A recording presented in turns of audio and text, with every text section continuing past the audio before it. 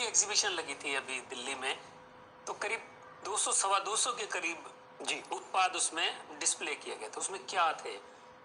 Dosa, uttapam, noodle, idli, pasta, जो pizza base, biscuits, bakery items, यहाँ तक के आइसक्रीम, मिलेट की आइसक्रीम, वीगन आइसक्रीम, मिलेट का दूध।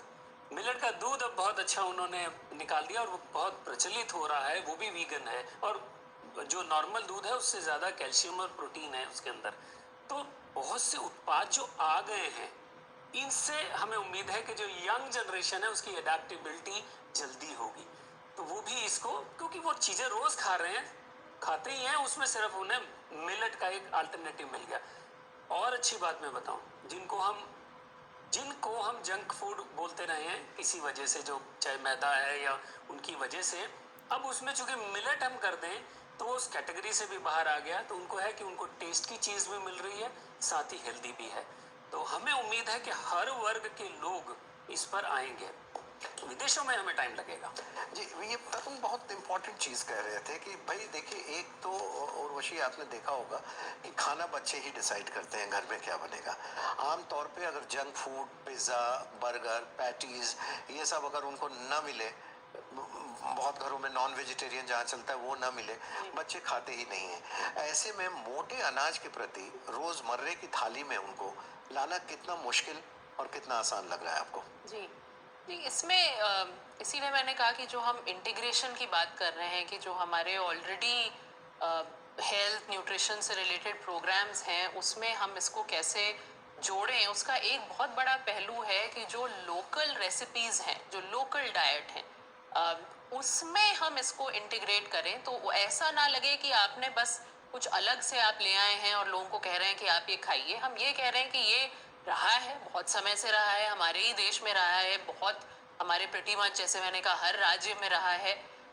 लेकिन अब हम उसको आपके डाइट में, आपकी जो अफोर्डेबिलिटी है, आपकी टेस्ट प्रेफरेंस है, उसके हिसाब से हम इसको कैसे इंटीग्रेट कर सकते हैं। तो वहाँ हमारा फोकस है और वहाँ बिहेवियर चेंज जो कहलाता है, कम्युनिकेशन, उसका एक बहुत बड़ा रोल है और उस पर हम लोग फोकस कर रहे हैं। जो हमारे चाहे पोषण के प्रोग्राम हो, पोषण अभियान हो, या और हमारी स्कीम्स हो, उसमें हमारा यही फोकस है कि हम लोगों को ये बोले कि आप, ये टेस्टी भी हो सकता है, ये आपके अफोर्डेबिलिटी के हिसाब से भी हो सकता है, लेकिन ये आपके स्वास्थ्य के लिए बहुत अच्छा हो सकता है जो बाकी ऑप्शंस हैं उनके मुकाबले। तो ये जो मैसेजिंग है, ये मैं ये नहीं कह रही कि ये ज़रूरी है कि बहुत ही आसान है, ये कंसिस्टेंट मैसेजिंग चाहिए, कांस्टेंट चाहिए। इसीलिए फैक्ट जो है कि प्रधानमंत्री इसको इंटरनेशनल स्केल पे लेके गए हैं और बार बार वो इस बारे में चर्चा करते हैं। उससे इसका एक जो डिस्कोर्स का स्तर है वो तो वैसे ही बहुत बढ़ गया है, बहुत और लोग इसके बारे में जानने लगे हैं, उनमें रुचि आई है कि भाई क्या है, इसके क्या बेनिफिट्स हैं।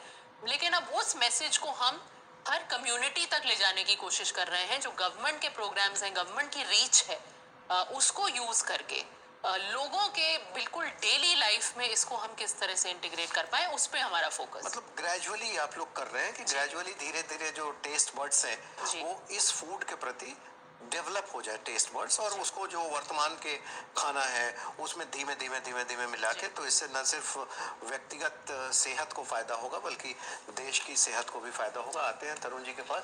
देखिए, आप अपेडा में निदेशक हैं और हम थोड़ा सा ये दर्शकों के लिए बताना चाहेंगे कि अपेडा क्या है। आप उसकी कार्य को थोड़ा सा बताएं।